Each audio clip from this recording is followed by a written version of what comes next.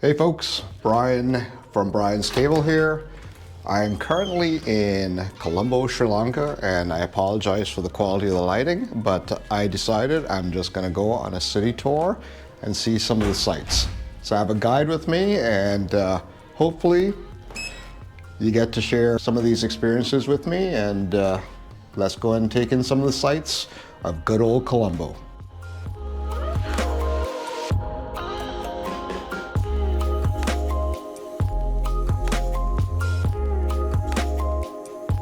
And there's my tour guide. Hello, hi, how are you, sir?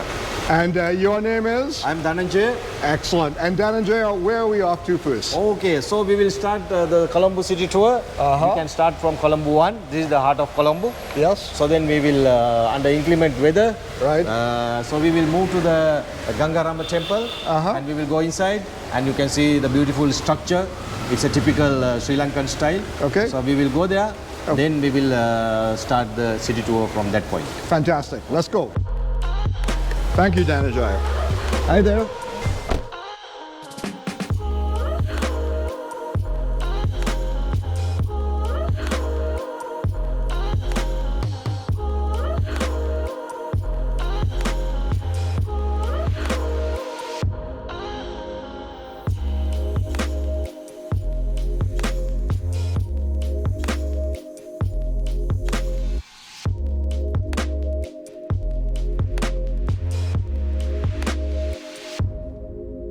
Well, it's raining and we've had to adjust itinerary. We will be going into the first temple.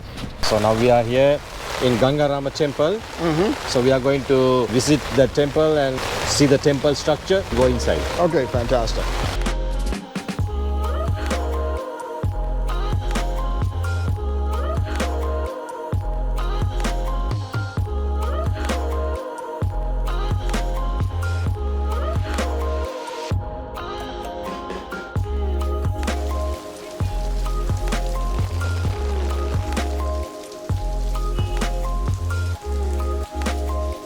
I got to take off my shoes here, as is typical at temples, and you need to wear long pants every time you go to temples here in Sri Lanka. Also, you need to have your shoulders covered. We can leave here. Oh, we will leave outside here. Okay. It's better. Let's do that. Brian, now we are in the Gangaramaya Temple. Yes. So now we are entering to the main shrine hall. So in Buddhist temple there are 3 compulsory parts. That is, one is the shrine hall. Right. The other one is the dome-shaped building, Right. Stupa. The other one is the Bodhi-vruksha. It's called Ficus religiosa, heart-shaped leaves. Buddha attained enlightenment under that tree, particular tree. Okay. It's a symbol. So we can see the other side of the temple, the Bodhi-vruksha, dome-shaped, heart-shaped leaves, and also the shrine hall and the dome-shaped building, Stupa. So we will go inside the shrine hall and we will have a look. Fantastic. It's going to be exciting. Oh, wow. So in this shrine hall, you can see different types of Buddha statues. So here you can see another Buddha statue, the meditation position, standing and reclining. So this is actually a modern temple compared to the ancient temples in Sri Lanka. According to the Sri Lankan history, the Buddhism introduced to Sri Lanka 3rd century BC, before Christ. Right. From that period up to now, there are different type of Buddhist temples in Sri Lanka. Right. First capital, second capital, third capital. And the first capital being? Yeah, first capital in the north central part of Sri Lanka, it's called Anuradhapura. Right. The second capital of Sri Lanka, Polonnaruwa. Right.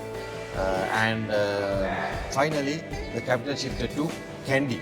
Okay. Kandy was the last capital of Sri Lanka. Right. So during the British period, the last king who ruled Sri Lanka, apprehended by the British army. After that, there is no royal family in Sri Lanka. Okay. And also, this is a very rare statue. And Buddha, born in a royal family in India, Nepal, and he had a luxurious life. And he went away.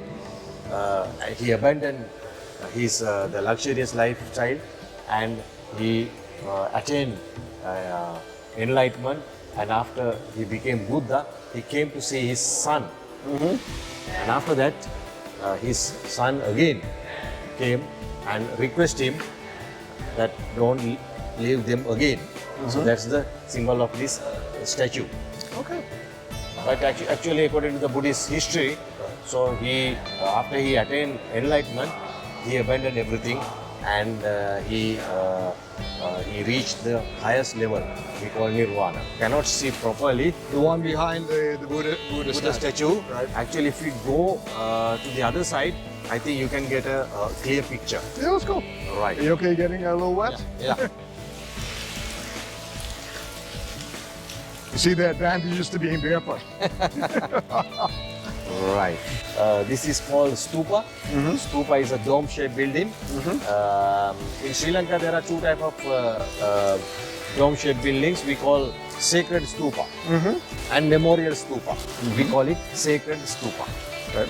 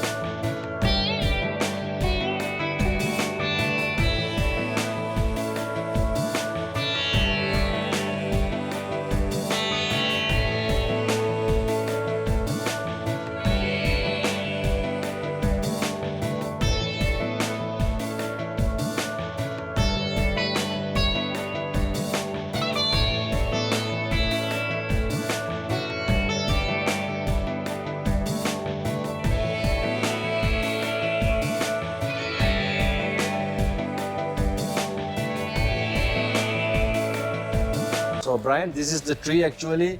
The Buddha attained enlightenment under this type of particular tree. It's called Ficus religiosa. Right. All the Ficus triminis are huge trees. Ficus religiosa, Ficus trimini, Ficus bengalensis. So this tree is give the maximum oxygen output. Oh. So 90% oxygen output. That's why you can, if you stay under this tree and meditate, you can have a fresh breath and more relaxation. Right. And also, if you stay under this tree and if you listen to the movement of the leaves, you will feel that you will be close to the seashore. Right. The movement is like the waves of the ocean. Right. This is considered as the holy tree. Oh. So then, especially the temples. Right. Temples they plant this tree and worship. People will come over here. Right. If they have any ill-fated period in their life. Right. So they will bring some, the water in the clay container. Right. And also they will go around this tree and pour the water. Right. And in the meantime, they will get some, like a blessing threads and tie their, the hand like that. Oh, okay. So that type of, the rituals. All right. So if are somebody, involved. so if I see somebody with a thread on their hand, it's a blessing thread. okay. Yeah. So with the flowers here, this looks very similar to Hindu traditions of puja. Original flower from Sri Lanka that is called Nymphaea stellata, purplish blue lotus flower. Right. The temple, when Right. you visit to the temple, they will bring lotus flowers Right. or other flowers to offer Buddha. So it means, so if you offer the flower, the smell will remain for a moment and go away. Right. By the time the people will saying some the words, the special praying words. Right. The meaning of that word is, if you offer the flower, the smell will remain and go away. So we are thanking Buddha to understand the reality of life. Wow.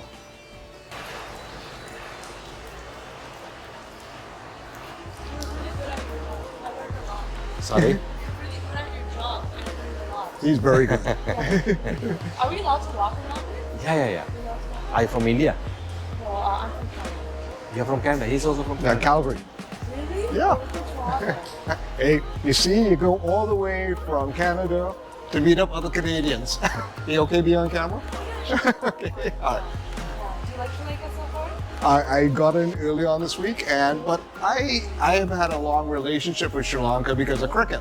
Oh, really? Yeah. Well, my parents are actually Sri Lankan. Oh, very cool. Yeah, but they always go like, they're from Jaffna. Right. Province. Right. So they always have the village experience, right? Oh. Yeah. So I'm like, I want to come and I want to experience the tourist life. Yeah. So yeah, I'm here. And it's beautiful so far. Oh. It is. Kitty runs away. So this place actually used by the Buddhist monks. Prior to the monsoon rain starts, they will come over here and they will have an overnight ceremony. Andrew, I have a question for you. Yeah. When I came in on Sunday, Yeah. it was a public holiday. Okay.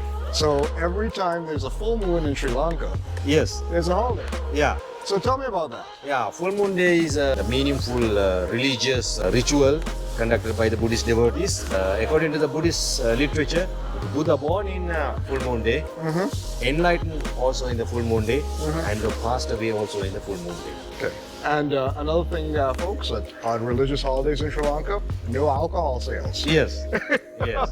According to the Buddhist, practical Buddhist Right. should be the refrain from having the alcohol and some other the other unethical behaviors. So no sex on the. Yes, yes. Also. It's not that we need sometimes just sit here and talking to our reverend monks elevates us and lights are low. Mm-hmm. So we walk away feeling really cool. Right. Right? Well, you're helping a lot of people. You're helping a lot of people clear their mind and That's focus their mind. One aspect. Right. But behind the scenes, in this temple, we have vocational training centers in 50 parts of this country. Mm-hmm. Wow. Look at this. That is quite something. So this particular part of the temple, Temple. with all of these Buddhas, is Yes. this Yes. signify something specific or? Yeah, actually, this is actually the meditation position Buddha statues. Mm-hmm. These statues actually carried by in this temple also organize a Buddhist festival, month of January. At that time, different type of Buddha statues were carried. I know, you're just like, it's like, Okay. And these ones are more of the Chinese, Japanese? Yes, and this is actually according to there is another sect. It's called Mahayana Buddhism. As I told you, like the Anglican in Christianity. So these type of Buddha statues we can see in the Mahayana culture, Okay. Mahayana Buddhist culture. And over here we have the golden stupa. Golden Stupa also. This is also a similar structure of the Mahayana religion. So we can go inside and have a look.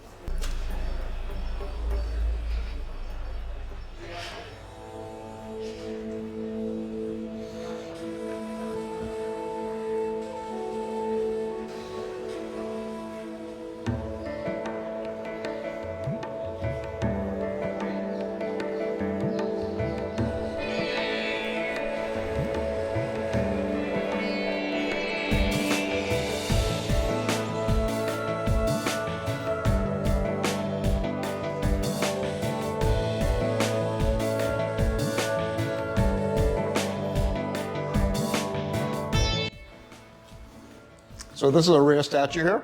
Yeah, this is called self-mortification position. Buddha born in a royal family in India, Nepal, and he had a luxurious life. Right. And after that, he abandoned everything and he stayed in the jungle, and he had 6 years without eating the proper meal. So he became this type of skeleton. So then after that, he realized that is also not the correct way. Right. So then he realized he selected the middle path. And there you have it.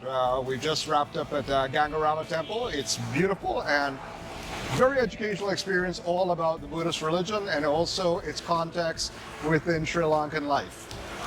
When you get to Colombo, you should really check this place out. It's fantastic.